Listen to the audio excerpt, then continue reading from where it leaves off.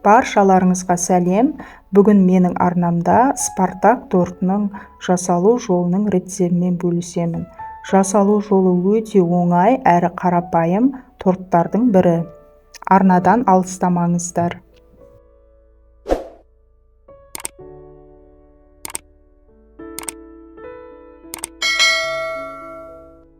Ең алдымен біз ыдысымызға 2 ас қасық бал салып аламыз. Балдың кез келген түрі жарай береді. Ыдысымызды баяу оттың үстіне қойып, үздіксіз араластырамыз. Үстіне 1 шай қасық ас содасын саламыз. Сол кезде балымыз көпіреді. Көпіргеннен кейін үстіне сары майымызды саламыз. Барлығын біркелкі қылып араластырамыз. Яғни түсі сарғыш болғанша тоқтаусыз араластырып тұрамыз.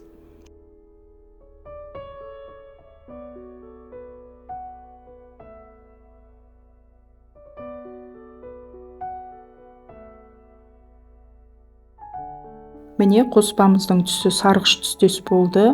Отты сөндіріп, шетке алып суытамыз. Оған дейін біз 3 жұмыртқамызды және қантымызды салып, қантымыз ерігенше, яғни қанттың түйіршігі қалмайтындай етіп, толық миксерлейміз.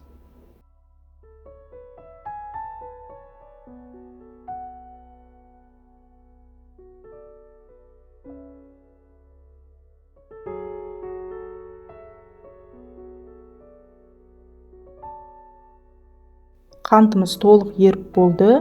Еліктің үстіне ұнымызды және какао ұнтағын 1 шай қасық қопсытқыш салып, құрғақ қоспаларымызды електен өткіземіз.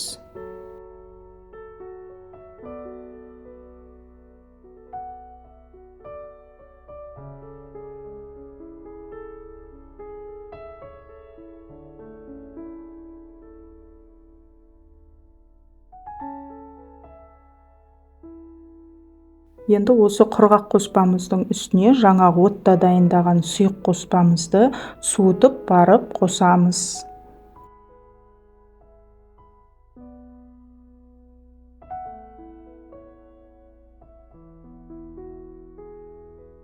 Барлық қоспаларды біріктіріп, күрекшенің көмегімен жақсылап араластырамыз.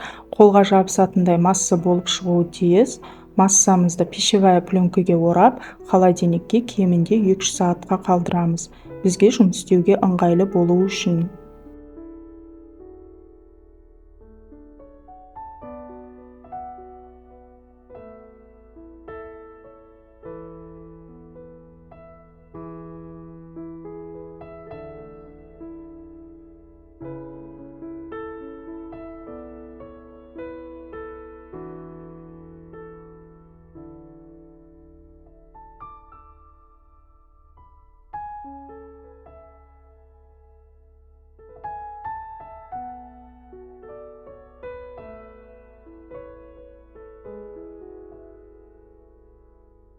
Дайын болған қамыр 2-3 сағат холодильникте тұрды.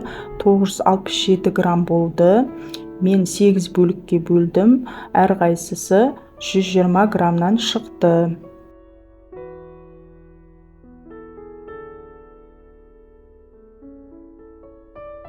Пергамент қағазын төсеп, үстіне ұнымызды сеуіп, жаңағы 8 бөлікке бөлген күлшелерді жаямыз. Жайып болған күлшенің үстін вилкамен әр жерден тесіп, алдын ала қызып тұрған пеште 170 градуста әр коржды 5-7 минут пісіріп аламыз.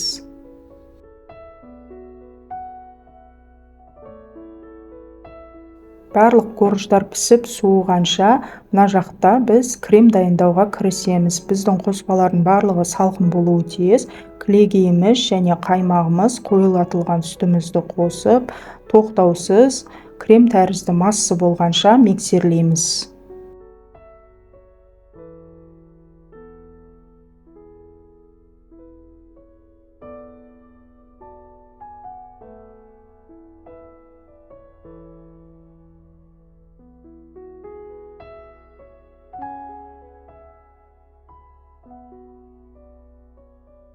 Корждар толық суып болды. Мен кальцоның диаметрін 20-ға келтіріп алдым.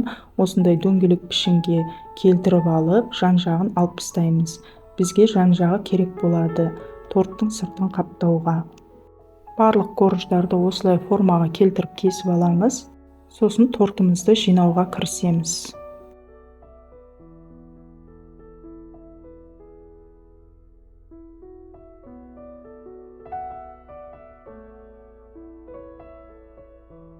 Тортты кольцоның ішіне жинаймыз. Мен әр коржға 2 ас қасықтан крем салып шықтым. Кремді әдемілеп тегістеп жағып аламыз. Сосын қайтадан корж саламыз. Қайтадан 2 ас қасық крем. Солай тортымызды жинап аламыз. Бетін пищевая пленкамен жауып, холодильникке кемінде 3-4 сағатқа қалдырамыз.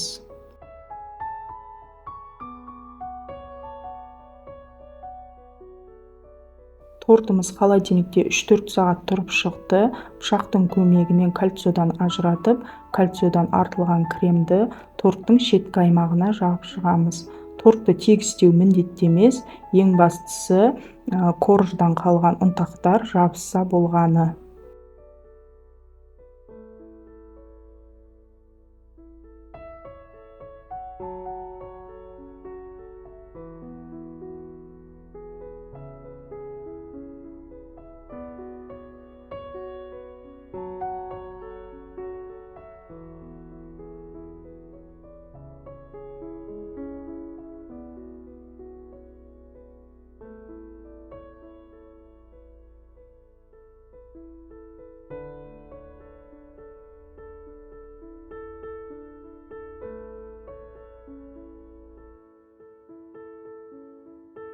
Енді корждан қалған шеткі бөліктерді блендерге салып, ұнтақтап аламыз.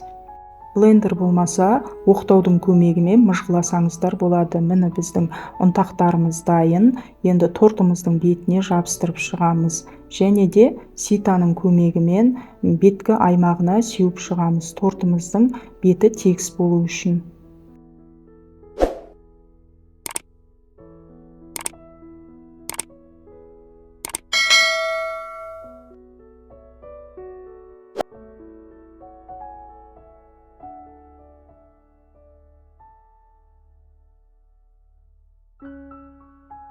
Торттың бетін жеміспен, шоколадпен сәндесеңіздер болады.